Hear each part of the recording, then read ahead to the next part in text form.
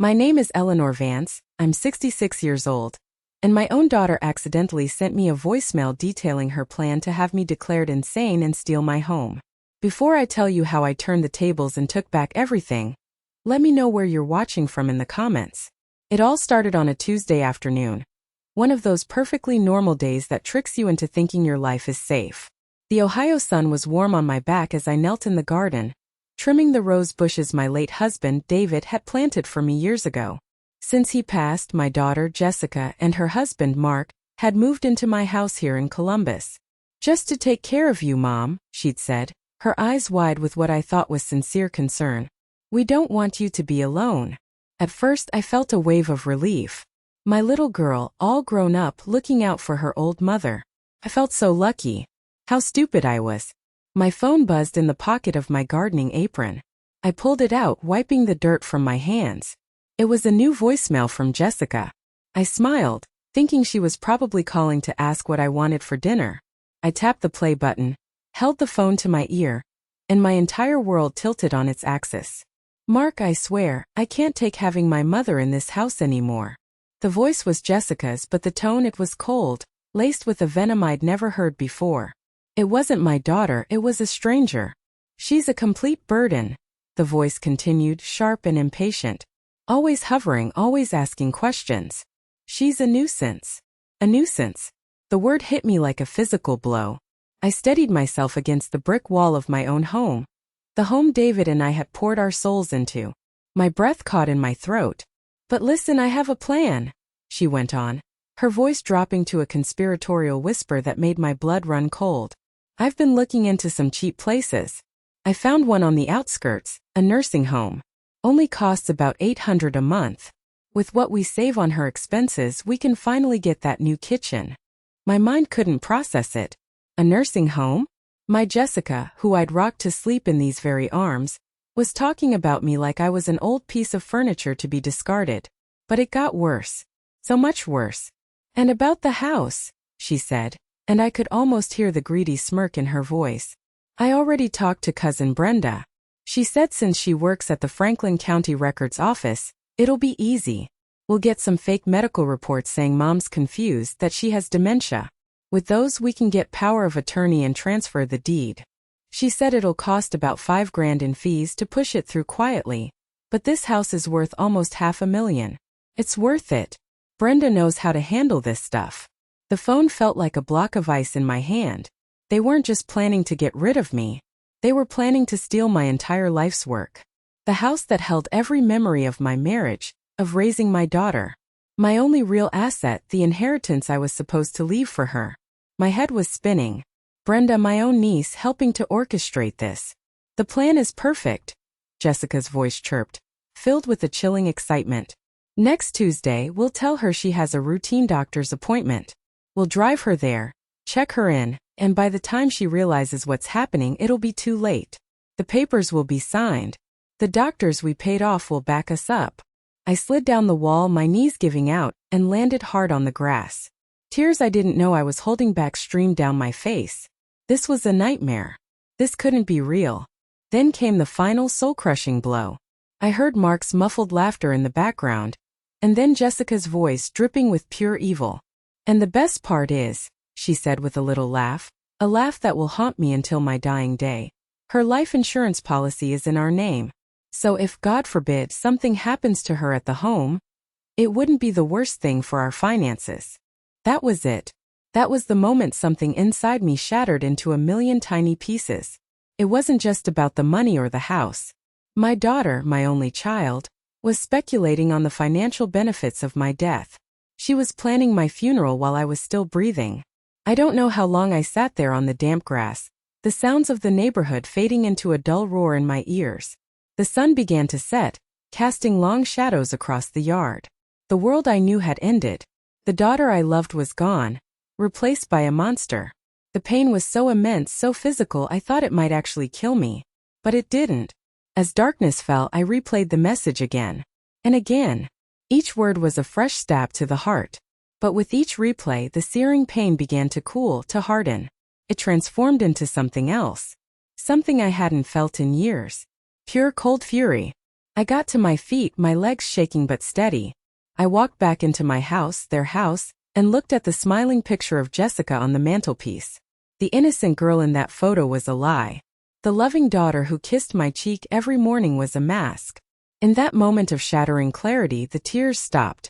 My mind went quiet. They had made a fatal mistake. They thought they were dealing with a frail, confused old woman who would be easy to discard. You see, I wasn't always this quiet 66-year-old woman tending her roses. There was a time when I was a fighter, a survivor, forged in the fires of grief and necessity. When my David, a firefighter with a hero's heart and a smile that could light up the darkest room, died climbing the ladder of a burning building. My world didn't just end. It imploded.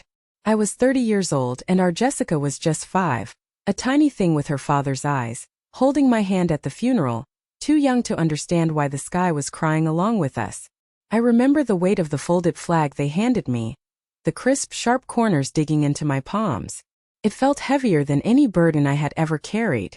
That night, with Jessica asleep in my arms, her small body curled against mine, I looked at her tear-stained cheek and knew I had 2 choices. I could let the grief swallow me whole, or I could become the rock she needed.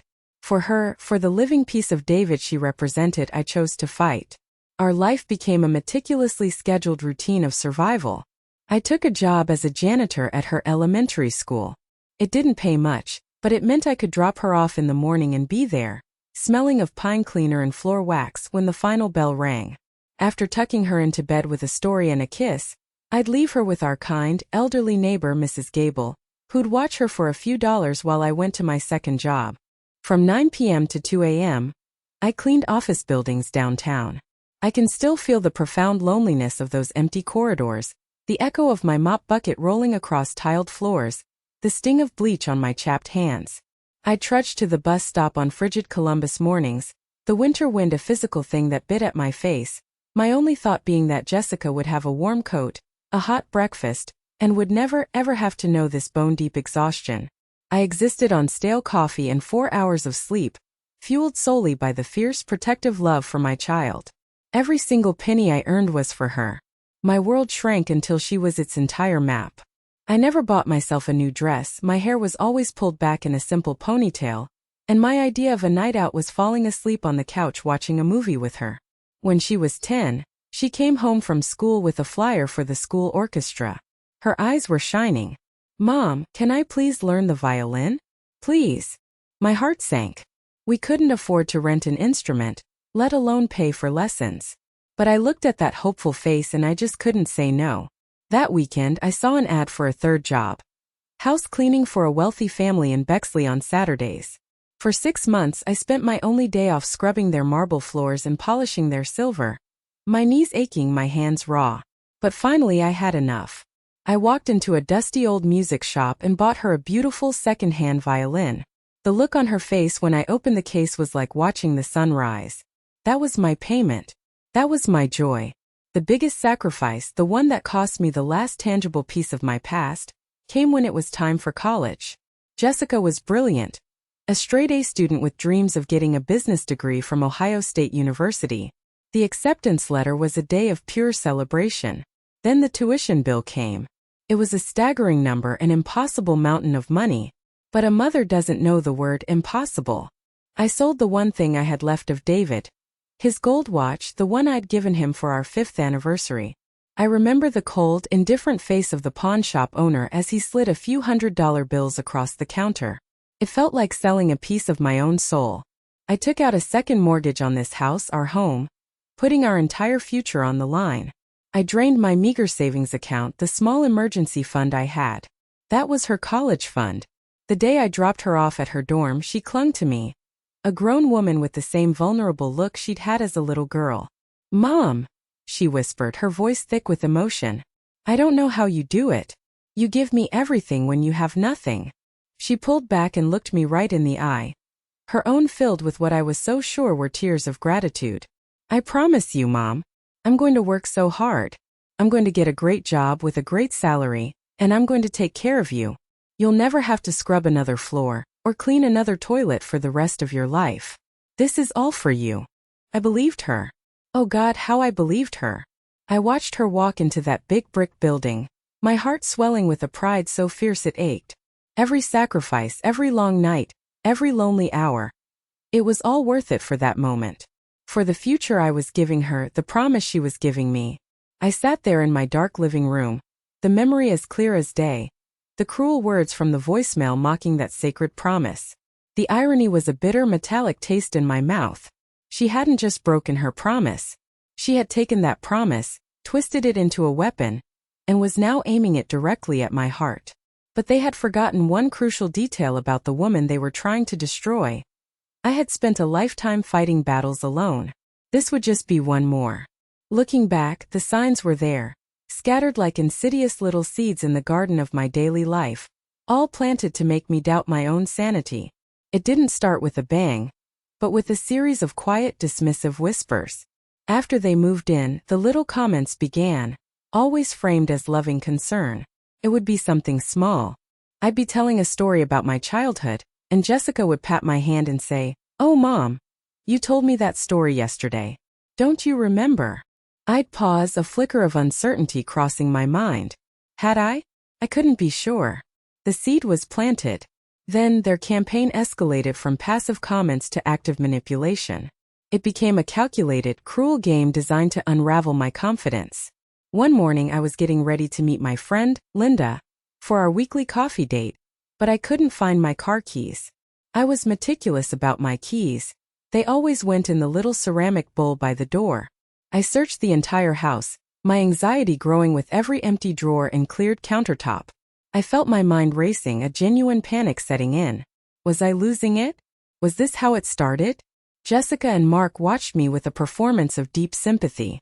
After nearly an hour of my frantic searching, Mark walked casually to the refrigerator, opened the door, and pulled the keys out from behind a carton of milk. "Here they are, Ellie," he said, using that patronizing nickname he knew I hated. "You've got to be more careful. What if you'd had an emergency?" I was flooded with a hot flush of shame, my cheeks burning. I apologized profusely, my voice trembling with embarrassment and relief. It was only weeks later, after hearing the voicemail, that the memory resurfaced with horrifying clarity. He hadn't found them. He had put them there. It was a test, a sick piece of theater designed to prove my incompetence to me, and to themselves. Their primary target, however, was isolating me from my support system. My best friend Linda, who lives 2 doors down, has been my rock since David died. Our Thursday morning coffees were a sacred ritual. One day she popped over unexpectedly. I was so happy to see a friendly, sane face. We were sitting at the kitchen table, laughing about something when Jessica walked in. "Oh, hi Linda," she said, her voice dripping with fake sweetness. "It's so good of you to visit." She then leaned in conspiratorially, loud enough for me to hear every word. "We're a bit worried about Mom lately," she said in a stage whisper. "Her memory. It's just not what it used to be. Sometimes she gets confused and says things that aren't quite true. We just have to be very patient with her." I was floored. I just sat there frozen, my teacup halfway to my lips, as my own daughter calmly and deliberately painted me as a senile old woman to my best friend. I saw the look in Linda's eyes shift from friendly warmth to pitying concern. "Oh, Eleanor," she said, patting my hand with a new, careful gentleness. "It's a good thing you have Jess and Mark here to look after you." I wanted to scream to tell her it was all a monstrous lie, but the shame was a physical weight, pressing the air from my lungs. The seed of doubt they had planted in my mind had now taken root in hers. After that, Linda's visits became shorter, more strained. The easy comfort between us was gone, replaced by a careful, cautious distance. They were successfully cutting me off from the world, building the walls of my prison one lie at a time. It wasn't just my friends, it was my home. They made me feel like an intruder in my own life. One afternoon I came home to find a box on the porch filled with my mother's old china, the delicate hand-painted teacups I cherished. Jessica was standing there, phone in hand. "Oh good, you're here," she said brightly. "The charity truck is coming any minute. I'm so glad we're finally getting rid of all this old clutter." I stared at her, horrified. "Jessica, what are you doing? I never said I wanted to get rid of this." She just tilted her head with that look of pity. "Mom, yes you did. Just last week you said this stuff was just collecting dust and taking up space. Don't you remember?" She said it with such conviction that for a terrifying second, I almost believed her. They weren't just waiting for me to lose my mind. They were actively, maliciously trying to push me over the edge. But what they didn't know was that with every cruel trick, every calculated lie, they weren't breaking me. They were sharpening me. They were forging the woman who would eventually bring them down. The psychological warfare was devastating, but the betrayal ran even deeper, worming its way into the one area I thought was sacrosanct, my finances. About 6 months before the voicemail, Jessica had approached me with a meticulously crafted performance of daughterly concern. She sat beside me on the sofa, taking my hand in hers, her brow furrowed in a way that looked so genuine it made my heart ache now to remember it. "Mom," she'd said, her voice soft and caring. "I was talking to Mark, and we're just a little worried. With your fixed income and the bills for this big house always going up. What if there was an emergency and you couldn't get to the bank? What if you missed a property tax payment by mistake?" She let those fearful possibilities hang in the air, preying on the insecurities of every older person living alone. "I think," she continued, her thumb gently stroking the back of my hand, "it would be a really good idea to add my name to your main checking account. Not to control it. Never. Just as a backup. That way, if anything ever happened, I could make sure your bills are paid on time and that you're always taken care of. It would give me such peace of mind." I remember feeling a surge of overwhelming gratitude. My daughter so thoughtful, so responsible. In my foolish, trusting heart, I saw it as the ultimate act of love and security. The next day, she drove me to the bank. I remember the teller smiling warmly at us. "It's so wonderful to see children looking out for their parents," she'd said. I signed the papers without a second thought, feeling proud of the woman I had raised. I had just handed my daughter the keys to my entire financial life. For the first few months, everything seemed normal. Jessica would show me receipts for groceries she bought or a utility bill she'd paid online from the account. It all seemed above board. Then I started noticing small, odd charges on my monthly bank statements, like little gnats buzzing at the edge of my vision. A $200 charge from a fancy steakhouse downtown I'd never been to. A $150 charge from a boutique clothing store at the mall. When I'd asked Jessica about them, her excuses were always smooth, immediate, and designed to make me feel foolish. "Oh, that steakhouse charge? I paid our property taxes online from your account, and the city's system codes it weirdly, Mom. It's so confusing." Or, "The boutique? That was me prepaying the quarterly pest control service. I got us a great discount by paying ahead." I wanted to believe her, so I did. I told myself I was just being paranoid, that my aging mind was getting confused by modern banking. They were counting on me believing that. The lies got bolder. I saw a charge for a set of expensive golf clubs. "That was for a charity auction item Mark's company sponsored," she'd said without batting an eye. I, a woman who had counted every penny her entire life, was now funding their increasingly lavish lifestyle. The moment the blinders were ripped from my eyes came on a Sunday morning. I was balancing my checkbook, a comforting old-fashioned habit I'd kept for 50 years, when a charge jumped out at me from the page. It was a charge for $300 from Ticketmaster. The description read, "Rock Riot Fest 2 VIP passes." I stared at it, my pen hovering over the paper. Jessica despised loud music. She claimed she got debilitating migraines from it. But Mark was a lifelong heavy metal fan. He had posters of bands with names like Death Ripper and Iron Fist all over his room in high school. My blood ran cold. It was a lie. All of it. They weren't just helping me. They were using my account as their personal slush fund. My savings, the money I'd scraped together from years of cleaning toilets and mopping floors, the money David and I had carefully built up. It was being spent on steak dinners, designer clothes, and VIP tickets to rock concerts.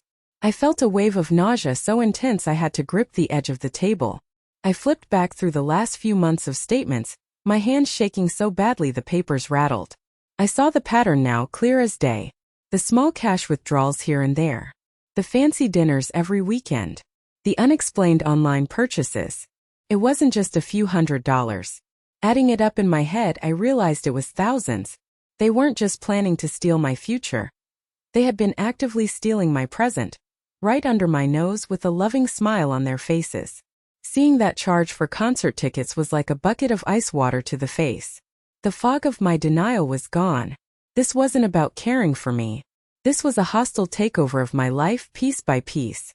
And I decided right then and there that it was time for a regime change in my own house. The next morning I was awake at 4:30 a.m., long before the sun even thought about gracing the Ohio sky. There were no more tears. The grief from the night before had burned away, leaving behind something hard and clear. A single-minded determination. I was no longer Eleanor, the grieving widow, the doting mother being gently ushered into oblivion. I was a woman on a mission, fueled by a righteous fury. I went to my closet and pushed past the comfortable cardigans and sensible shoes that defined my recent life. I pulled out a navy blue pantsuit, the one I'd worn to David's 20-year service commemoration at the firehouse. It was a suit of armor from a time when I knew who I was. I did my hair, not in its usual soft bun, but styled with a firmness that matched my mood. I put on a bit of lipstick, a shade of deep red I hadn't worn in years. And I fastened my mother's pearl earrings, small orbs of quiet dignity. Today, I was not a victim to be pitied. I was a force to be reckoned with. I left a simple note on the kitchen table. Gone out to run some errands. Back this afternoon. Love, Mom. Let them wonder. Let them feel a flicker of the uncertainty they had forced upon me for months. As I quietly closed the front door behind me, the cool morning air felt like a promise. It was the first day of my new life. The bank opened at 8 a.m. sharp. I was the first person through the doors, my heels clicking purposefully on the polished marble floor. My usual teller, a young woman named Sarah, greeted me with a cheerful smile. "Good morning, Mrs. Vance. A bit early for you today." I didn't return the pleasantry. I looked her dead in the eye, my voice low and steady. "I need to speak to the branch manager. Now. It's a matter of bank fraud." Her smile faltered. She quickly led me to the office of the manager, Mr. Harris, a stern-looking man in his 50s who had the air of someone who did not like his morning routine disrupted. He ushered me into his glass-walled office and gestured for me to sit. "Now, Mrs. Vance," he began, his tone condescendingly patient. "What seems to be the problem?" I calmly, and with as much detail as I could muster, explained the situation. I told him I believed my daughter had been accessing my account without my full consent, and that I had reason to believe the signature on the authorization form adding her to my account was a forgery. He looked skeptical, leaning back in his chair. "Mrs. Vance," he started, "family finances can be complicated. Are you sure you don't just get the form?" I said, my voice cutting through his condescension like a shard of glass. "And get my original signature card from my file, from when I opened this account 30 years ago." Slightly taken aback by my tone, he did as I asked. A minute later, he placed the two documents side by side on his polished desk. The moment I had been steeling myself for had arrived. I pointed a slightly trembling finger. "Look," I said, my voice gaining strength. "Look at the in Eleanor. Mine is looped with a flourish. That one is printed, hesitant. Look at the slant of the V in Vance. It's all wrong." She tried, but she couldn't replicate the way my hand has written my name for 66 years. Mr. Harris leaned in, his skepticism melting away, replaced by a look of dawning horror. He looked from the papers to my face, then back again. "My God," he whispered. "You're right. This is a clear forgery." The dam of his professionalism broke. He became my most ardent ally. For the next hour he was my soldier, executing my commands with military precision. First he froze the existing account instantly. "No one touches another penny," he declared. Then he helped me open a brand new account at a different downtown branch. One Jessica didn't even know existed. It was accessible only by me, with a new set of security questions based on memories only I would know. I had him cut a cashier's check for the entire remaining balance of my savings, a little over $9,200. I held that check in my hands, a tangible piece of my reclaimed life. The feeling of taking back control was intoxicating, a rush of power I hadn't felt in years. Finally, I asked him to pull up the paperwork for my life insurance policy. "I need to change the beneficiary," I told him, my voice steady and clear. "Of course," he said, tapping at his keyboard. "Who will the new beneficiary be?" I thought of Jessica's chilling words on the voicemail, her casual speculation on my death, and the inheritance that would follow. And I smiled a cold, thin, satisfying smile. The Columbus Children's Orphanage, I said. Effective immediately. I want to pause here for a second. If you're an older person watching this, please be careful about who has access to your finances. Trust is a beautiful thing, but blind trust can be a weapon used against you. Alright, back to it. Because my next move was even bolder. I walked out of that bank feeling 10 pounds lighter and a foot taller. My money was safe. Now it was time to save my home. My next stop was to confront the snake in our family's garden. My cousin Brenda. The Franklin County Records Office was a sterile bureaucratic maze, filled with the constant hum of fluorescent lights and the faint, dusty smell of old paper. It was a place designed to make you feel small and insignificant. Not today. Today I was a predator and I was hunting. I walked past the rows of gray cubicles and made a beeline for Brenda's workstation in the back. She was on the phone, laughing loudly about some weekend plan. The sound of her carefree happiness grated on my nerves like nails on a chalkboard. When she looked up and saw me standing there, the smile vanished from her face as if it had been wiped clean. She looked like a deer caught in the headlights of an oncoming truck. "Aunt Ellie," she stammered, fumbling to end her call. "What a surprise. What are you doing here? Jessica didn't say you were coming." I leaned against the flimsy fabric-covered wall of her cubicle, giving her my sweetest, most disarming smile. It was a smile that didn't reach my eyes, which were as cold and hard as chips of ice. "Oh, hello, dear. I was just in the neighborhood and thought I'd pop in. Jessica mentioned you were being such a big help with some paperwork for the house, and I just wanted to make sure I understood everything. You know how my memory can be these days." I let that last part hang in the air, a direct echo of their own poisonous lies, turning their weapon back on them. Brenda's eyes darted around nervously, looking for an escape route where there was none. "Oh, it's nothing really. Just some routine updates for the county property tax records." She started shuffling papers on her desk, her hands clumsy, trying to cover a file that had my address printed on it in bold letters. I reached into my purse and pulled out the small, silver digital voice recorder. I placed it on her desk with a soft, definitive click. The sound seemed to echo in the quiet office. I pressed the play button. I already talked to Cousin Brenda. She said since she works at the Franklin County Records Office, it'll be easy to get the house papers transferred. Jessica's voice, tinny but unmistakable, filled the small cubicle. The color drained from Brenda's face. She stared at the recorder as if it were a venomous snake poised to strike. Her entire body began to tremble. "I have the whole thing, Brenda," I said, my voice low and calm, which seemed to scare her more than if I had screamed. "Every single word. About the fake medical reports you were going to use. About the plan to forge the deed. And about the $5,000 Jessica promised you from my inheritance after I was locked away." She let out a little sob, a pathetic, whimpering sound that filled me with disgust, not pity. "Aunt Ellie, I didn't want to. Jess, she pressured me. She said you were sick, that you weren't safe on your own. She said it was for your own good. She said you were starting to have a real problem with your memory." "For my own good?" I snapped, my voice cracking like a whip. The sweet grandmother act was over. "Was it for my own good when you coached her on how to forge my signature on legal documents? Was it for my own good when you agreed to take a bribe to help your own cousin steal her mother's home? Don't you dare try to pin this on her. You're a grown woman. You made a choice." Tears were streaming down her face now, streaking her makeup. "Please," she begged, her voice barely a whisper. "Don't tell my boss. I'll lose my job, my salary, my mortgage. I have kids, Aunt Ellie.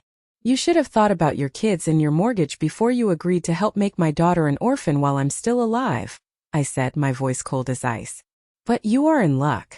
Today is a day for choices. And I'm going to offer you one."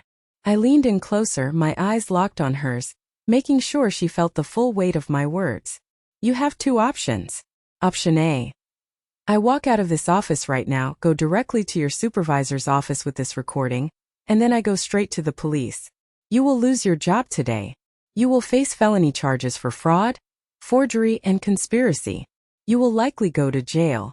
Your kids will have a mother in prison, and you will lose that house you're so worried about." I let that sink in, watching the terror bloom in her eyes. "Or," I continued, my voice dropping even lower, There's option B. You are going to go to that printer right now and print out copies of every single fraudulent document you have prepared. Every email you exchanged with Jessica. Every fake form. Then you are going to write down in your own handwriting a full and detailed confession. You will explain everything you and Jessica planned, every step, every lie. You will sign it, date it, and give it to me. In return, I will not press criminal charges against you. You will, however, resign from this job, effective immediately. And you will disappear from my family's life forever. You will never speak to me or Jessica again. It wasn't even a choice. Between tears and hiccups, she complied. For the next hour, she was a flurry of nervous energy, printing and writing. Her hand shook so badly her confession was almost illegible, but it was all there. She pushed the thick stack of papers across the desk to me. I took them, turned off my recorder, and stood up. I left Brenda's office with a folder full of incriminating evidence and her tearful confession on tape. I had the ammunition. Now I needed to hire a general to lead my army. And I knew just the man for the job. David Chun was not the kind of lawyer you saw on bus stop benches or cheesy late-night commercials. His office was on the top floor of a sleek modern glass building downtown, the kind of place that whispered power and money. His reputation preceded him. In the small, desperate world of elder fraud victims, he was a legend. A shark known for legally and systematically dismantling the lives of those who preyed on the vulnerable. He was expensive, but I didn't care. I wasn't just buying legal services. I was investing in justice. I sat across from his large, imposing glass desk, a panoramic view of the Columbus skyline stretching out behind him. He was younger than I expected, maybe early 40s, with sharp, intelligent eyes that seemed to see right through you. He listened patiently as I laid out the story, his face an unreadable mask of cool professionalism. I could sense his initial skepticism, the polite but detached air of a man who has heard every tragic family story imaginable. He probably thought I was just another lonely, confused old woman caught in a bitter family dispute over the inheritance. "Mrs. Vance," he said when I finished, his tone measured and professional. "These are very serious accusations. Family matters can be complex and emotional. Do you have any concrete evidence to support these claims beyond your own testimony?" That was my cue. I didn't say a word. I simply opened the thick manila folder I'd brought from Brenda's office and began to lay out the evidence on his desk, piece by piece, like a dealer laying out a royal flush in poker. First, I placed the bank statements with the fraudulent charges for the concert tickets, the golf clubs, and the fancy dinners highlighted in bright yellow. "Exhibit A," I said, my voice steady. "My stolen savings. A clear pattern of theft." Next, I placed the small silver digital recorder on the desk. "Exhibit B. A voicemail from my daughter detailing her plan." I hit play. The hushed, venomous tones of my daughter's voice planning my demise filled the silent, expensive office. I watched as David Chen's professional mask began to crack. His eyes widened slightly. He leaned forward in his chair, his focus absolute. When the recording finished, I placed the stack of papers from Brenda's office on the desk with a satisfying thud that echoed slightly in the room. Exhibit C. The fraudulent property transfer documents, the forged power of attorney forms, and the fake medical notes, all courtesy of my niece at the records office. Finally, I slid Brenda's handwritten confession across the glass, placing it directly in front of him. And Exhibit D. A signed, detailed confession from the co-conspirator. He picked up the confession, his eyes scanning the shaky, tear-stained handwriting. He read it once, then read it again slowly. He put it down and looked at me, and his expression was no longer skeptical. It was a mixture of profound shock, awe, and a cold professional fury that was almost frightening to see. "My God, Eleanor," he said, using my first name for the first time, his voice filled with a new raw respect. I must apologize for my initial reservation. This isn't just a family dispute. This is a criminal conspiracy of the highest order. This is one of the most calculated, malicious, and cruel cases of elder fraud I have ever had the misfortune of seeing." He stood up and began to pace his office, no longer a detached lawyer but an energized predator who had just caught the scent of his prey. They didn't just cross a line. They blew it up with dynamite. The voicemail alone is damning. But with a signed confession from an inside accomplice at the county records office? This is an open and shut case. We have them dead to rights. For the next 2 hours, the office was a whirlwind of focused activity. He called in his sharp, efficient paralegal. They made copies, scanned documents, and started drafting legal notices with breathtaking speed. David explained our strategy. It was a two-pronged attack. First, he said, pointing a pen at me for emphasis, we file a civil lawsuit for fraud, theft, intentional infliction of emotional distress, and financial exploitation. We will seek to recover every single penny they stole, plus punitive damages that will absolutely cripple them financially. We will leave them with nothing. Second, he continued, his eyes glinting, and more importantly, we are taking this entire file directly to the Franklin County District Attorney's office. This isn't just about getting your money back, Eleanor. This is about putting them in jail. Your daughter, your son-in-law, and your niece. They are all facing serious felony charges. We're not talking about probation. With this level of premeditation and evidence, we're talking about significant prison time. The words hung in the air. Prison time. For my own daughter. A part of my heart, the mother's heart, ached at the thought. But the woman who had made that promise at her college graduation was gone. In her place was a predator who had to be stopped before she hurt anyone else. I walked out of that law office feeling like I had an iron spine. The plan was in motion. The pieces were set. All I had to do now was go home, face my betrayers one last night, and act like nothing had happened. The next 24 hours would be the longest of my life. Walking back into my house that evening felt like stepping onto a stage for the final act of a play. I was the lead actress, and this was the most important performance of my life. Jessica and Mark were in the living room, sprawled on the couch, watching some loud, obnoxious reality TV show. They looked bored, restless, like caged animals waiting for feeding time. They were predators waiting for their moment to strike, and they had no idea the trap was about to be sprung on them. "Hi, Mom," Jessica called out, her voice dripping with the sickly sweet tone she always used now. "You were gone a long time. Everything okay?" "Everything's perfect, honey," I said, forcing a cheerful, slightly tired smile. I walked into the kitchen, the heart of my home, and started pulling out ingredients from the pantry. I thought I'd make my famous beef stroganoff for dinner tonight. It's your favorite. I had to maintain the illusion of absolute normalcy, to lull them into a false sense of security before the storm broke. The thought of cooking for them, of serving them, made my stomach churn with a bitter acid, but it was a necessary part of the meticulously crafted plan. Dinner was an exercise in supreme Oscar-worthy self-control. I sat at the head of the table, in the chair that had been David's, and watched them eat the food I'd prepared. I served them, refilled their glasses, and played the part of the doting mother. They chattered on about their day, about some meaningless gossip from Mark's work, about a car they were thinking of buying once their financial situation improved. The audacity was breathtaking. I listened, nodded, and smiled, all while the evidence that would utterly destroy their lives sat in a neat, thick folder in my bedroom. The hypocrisy in that room was so thick I could barely breathe. "You're quiet tonight, Mom," Mark observed, shoveling a large forkful of noodles into his mouth. He looked at me with what he probably thought was a concerned expression. "Tired?" "Just a little, dear," I said, dabbing my lips with a napkin. "A lot on my mind lately. So many things to sort out." They exchanged a quick, knowing glance over the top of my head. A silent communication I was now an expert at reading.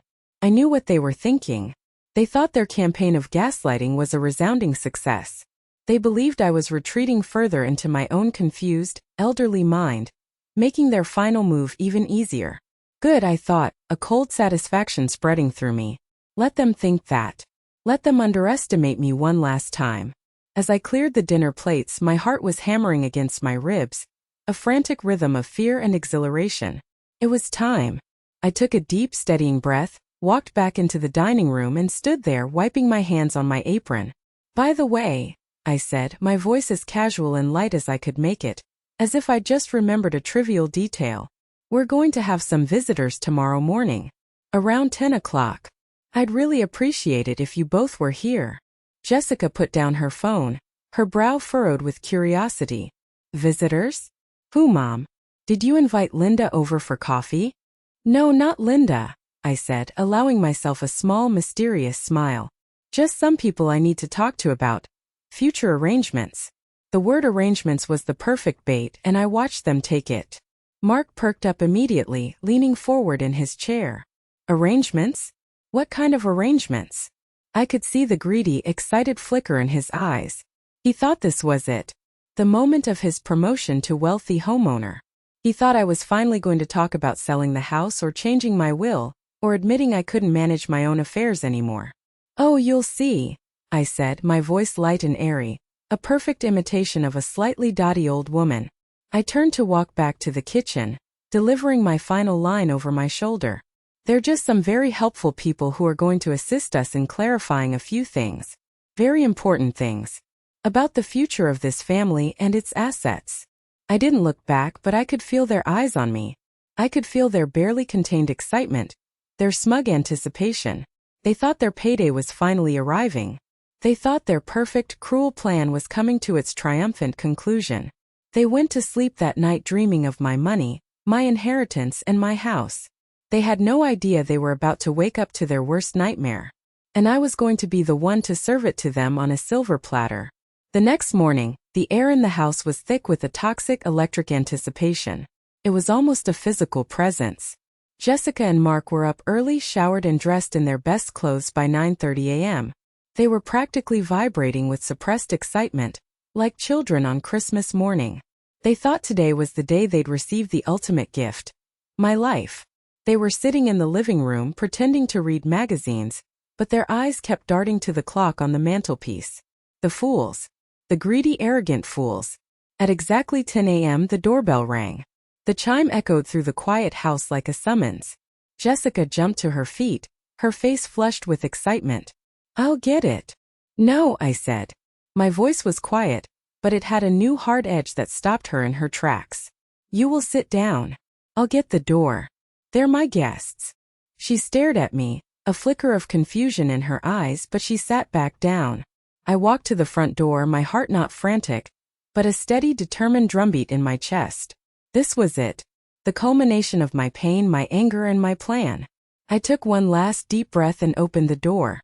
Standing on my porch, silhouetted against the bright morning sun, were David Chun, looking sharp and serious in a dark suit, two uniformed Columbus police officers, and a notary public carrying a heavy-looking briefcase. Good morning, Eleanor, Mr. Chun said. His voice a low, serious rumble. May we come in? I stepped aside and held the door wide open.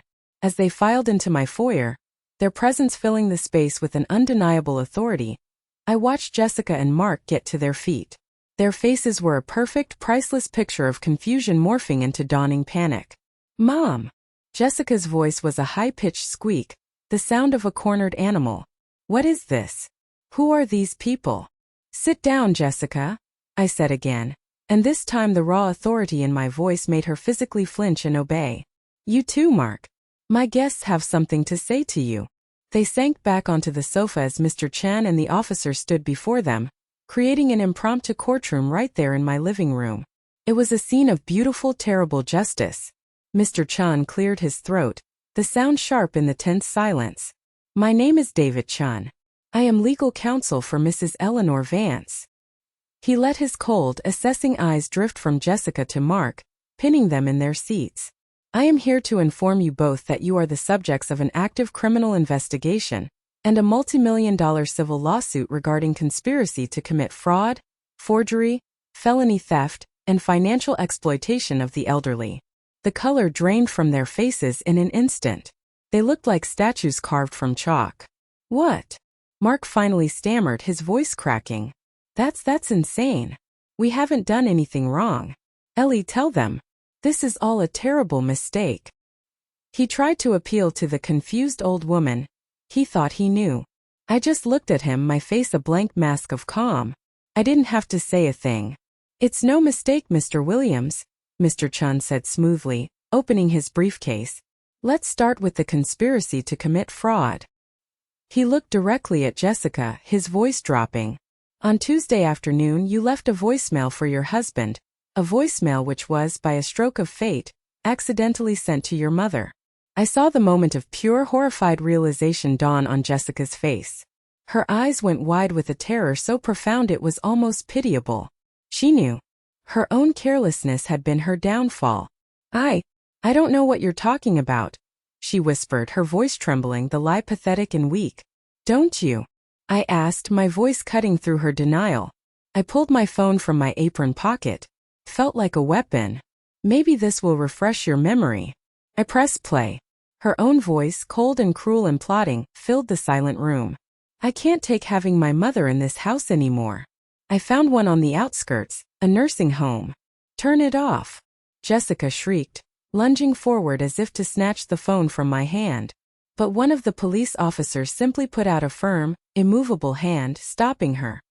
Please continue listening, ma'am, the officer said, his voice flat and unimpressed. The recording played on, every damning word echoing off the walls of the home she had tried to steal. The plan to seize the house. The bribe for Brenda. The fake medical reports. And finally, the chilling, unforgivable comment about my life insurance. When it was over, a heavy, toxic silence filled the room. Even the police officers looked disgusted, their faces hard. This is a setup, Mark blustered, his voice loud but unconvincing. A desperate attempt to regain some control. She's a confused old woman. She's being manipulated. Brenda is a liar.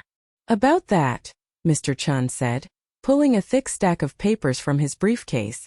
He dropped them on the coffee table with a loud, definitive thwack. This is a signed and notarized confession from Ms. Brenda Miller, detailing her willing and paid role in your scheme. It corroborates the voicemail perfectly. We also have a separate recording of that confession. He then produced another document. And this is a report from a full psychiatric evaluation Mrs. Vance voluntarily underwent yesterday with a court-appointed geriatric specialist. It states she is of perfectly sound mind, with cognitive functions well above average for her age, which proves definitively that your medical reports were, in fact, fraudulent. It was over. Their perfect, evil plan had crumbled to dust around them. Jessica finally broke, burying her face in her hands, her body racked with hysterical sobs. They weren't tears of remorse. They were the desperate, ugly tears of a spoiled child who had finally been caught and was about to have her favorite toy taken away. Mark just stared, his face a mask of pure, impotent hatred. One of the police officers stepped forward, the silver of his handcuffs glinting in the morning light. He looked directly at me, his expression serious. Mrs. Vance, do you wish to press charges? This was the moment of truth. The final door to slam shut. I looked at my daughter, the baby I had raised, the woman who had plotted my living death. For a split second, a wave of maternal pain of instinct washed over me. But then I remembered her laugh on the voicemail. I remembered the cold calculation in her voice as she discussed my funeral. I straightened my back, looked that officer in the eye. Yes, officer, I said, my voice as clear and steady as a bell. I do.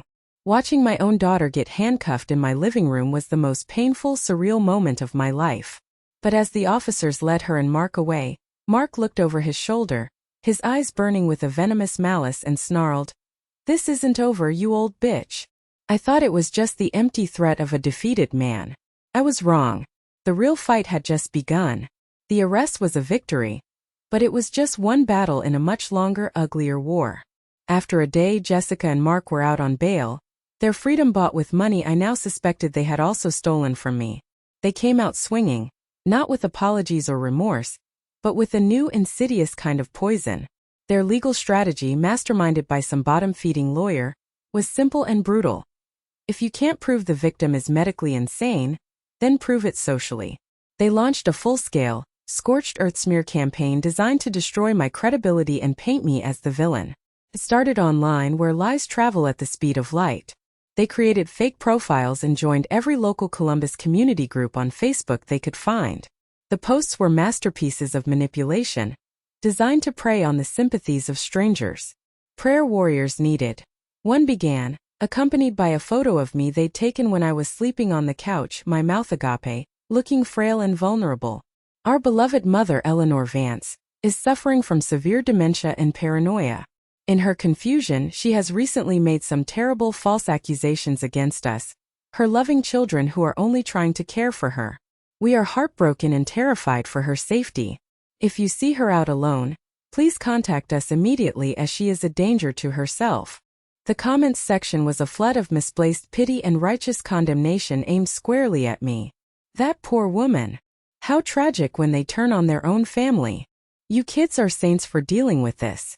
I'll be praying for you. My neighbors, people I'd known for 30 years, started looking at me differently. The friendly waves were replaced with quick, awkward nods and averted eyes.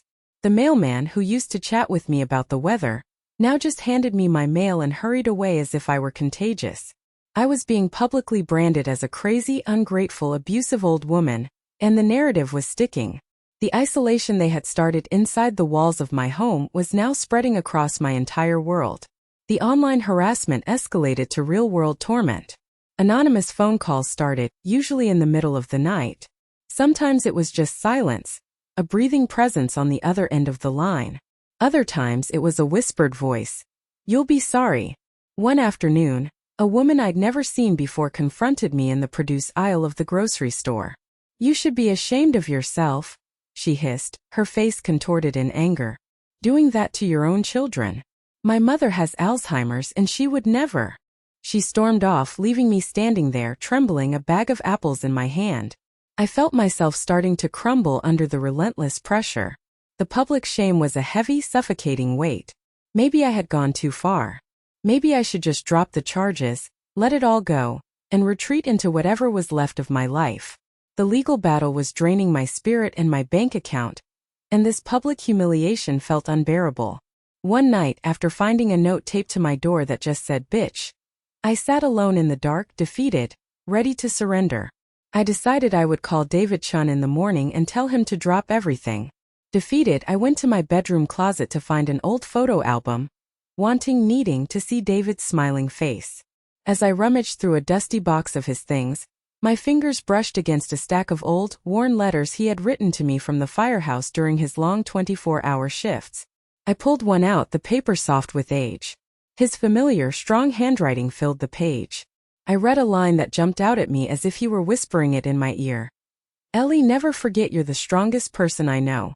You've faced every challenge life has thrown at you head-on. Don't ever let anyone, and I mean anyone, make you feel small or weak.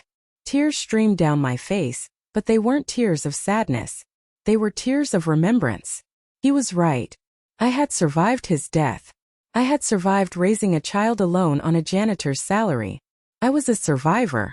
What was this compared to all that? These were just the desperate, cowardly tactics of cornered rats. Let me tell you, when you're fighting a battle like this, the emotional toll is immense. There will be days you want to give up. But you have to find that one reason, that one memory, that one voice to keep you going. For me, it was my late husband's words, reaching out to me from the past. Now let's get to the best part, my final move. A new fire lit inside me, burning away the despair. They wanted to fight dirty? Fine. I had been too focused on the law, on playing by their rules. It was time to think like them, to use their own arrogance against them. I remembered all the shopping bags from expensive stores, the fancy dinners, the rock concert tickets. They were living a lifestyle far beyond their means. Jessica worked as a mid-level marketing associate and Mark was a supervisor at a bottling plant. Their combined salary was modest, I knew that. So where was all the extra money coming from? I didn't need a lawyer for this part. I needed to be a detective. I remembered overhearing Mark bragging on the phone months ago about side jobs he did for cash, installing home theaters. I remembered Jessica mentioning in passing that she was selling her knitted crafts on an Etsy shop. I spent an entire week fueled by coffee and rage, glued to my computer. I found Mark's name on a local handyman forum, with glowing reviews for his work and multiple mentions of him preferring to be paid in cash. Bingo! Then I found Jessica's Etsy shop. It wasn't a small hobby. It had hundreds of sales and a 5-star rating, a clear and significant source of undeclared income. Then I went to their social media profiles, which they had foolishly left public. Their greed had made them careless. They had posted dozens of photos of their trip to the Bahamas last year, their brand new SUV, the expensive diamond earrings Mark had bought Jessica for their anniversary.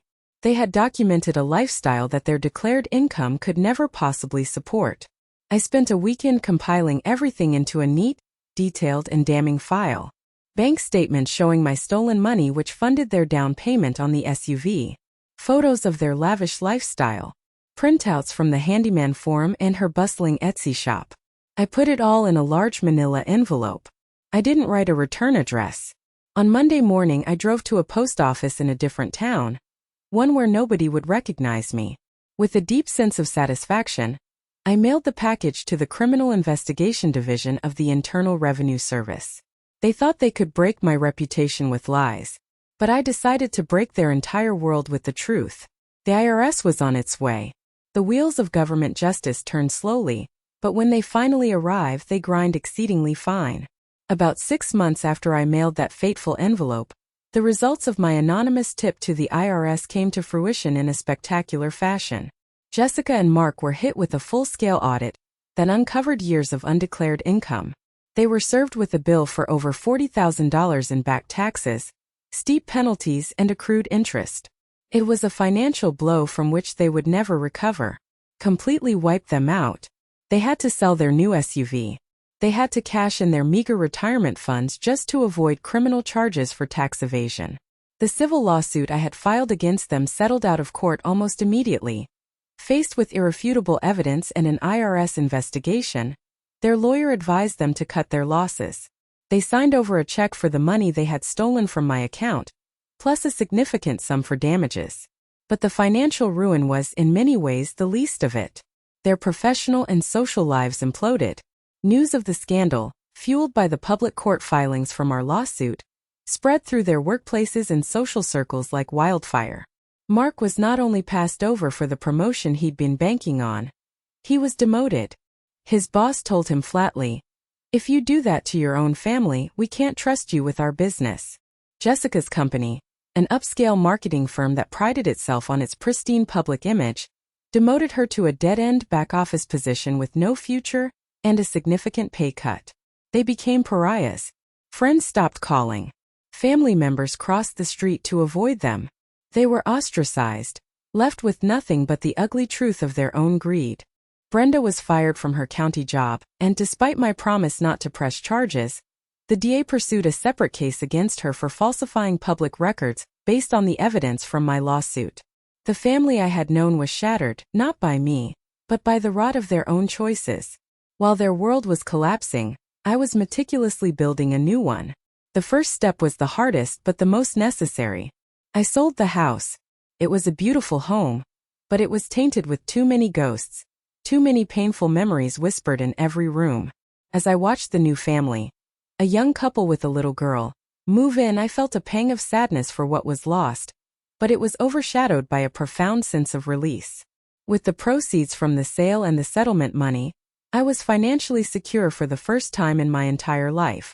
I bought a beautiful light-filled 2-bedroom condo in a vibrant retirement community on the other side of the city. A place with a swimming pool, a book club, and wonderful neighbors like Linda who valued kindness and respect. It was a place for living, not just for existing in the shadows of the past. My next stop was back to David Chin's office. He greeted me like an old friend. "I need to draw up a new will," I told him. "A new plan for my inheritance." He smiled, knowing what was coming. I instructed him that upon my death, my entire estate, every last penny, was to be used to create and fund the Eleanor Vance Foundation, a nonprofit dedicated to providing free legal aid and support to senior citizens who are victims of family fraud and financial exploitation. My pain was going to become someone else's shield. My story was going to be my legacy. About a year after the arrests, I ran into Jessica at the grocery store. I almost didn't recognize her. She looked tired and worn down, the youthful sparkle in her eyes completely gone. She was thin, her clothes were frayed, and she looked a decade older. When she saw me, she froze, a carton of eggs clutched in her hand. She approached me hesitantly, her eyes filled with a shame so deep it was almost painful to look at. "Mom," she said, her voice barely a whisper. Tears welled up in her eyes and began to stream down her pale cheeks. I am so sorry. There isn't a day that goes by that I don't hate myself for what I did. We lost everything. Mark and I were getting a divorce. The money problems, the stress, it destroyed us. He blames me for everything. I looked at my daughter, this stranger before me, and I didn't feel the hot rage I once had. I didn't feel hatred. I just felt a deep, profound sadness for the person she could have been. For the love we had lost. I know you can never forgive me, she sobbed, her shoulders shaking. But I had to tell you. Jessica, I said, and my voice was quiet but firm, coming from a place of hard-won peace. I forgive you. I had to. Not for you but for me. I can't carry that poison around in my heart. It would destroy me. I took a breath, meeting her gaze. But forgiving you doesn't mean I forget. It doesn't mean I can trust you. Trust is like a mirror. Once it's shattered, you can try to piece it back together. But you'll always see the cracks. You chose your path, Jessica. You made choices that had consequences. And now I have chosen my path. I wished her well, turned my cart and walked away, leaving her standing in the dairy aisle. I didn't look back. Today at 67, my life is fuller than I ever could have imagined. I volunteer 3 days a week at my own foundation, listening to stories that echo my own and connecting people with honest lawyers like David Chun. I'm part of a community. I paint, I swim, and I even started dating a lovely, kind gentleman from my book club. I have found a new family, a chosen family, and a new purpose. My life, which my daughter had tried to end prematurely, had in a strange and beautiful way just begun. My story had a painful, ugly beginning, but I was the one who got to write the ending. And I wrote one filled with strength, peace, and a legacy of hope. Thank you so much for listening to my story all the way through. It means the world to me to be able to share it. My question for you all is this. Have you ever had to completely cut a family member out of your life to protect your own peace? It's a heartbreaking decision, and I'd love to hear your experiences in the comments below. Let's create a community of support for each other. And if my story resonated with you, please consider giving it a like and subscribing to the channel. You are not alone.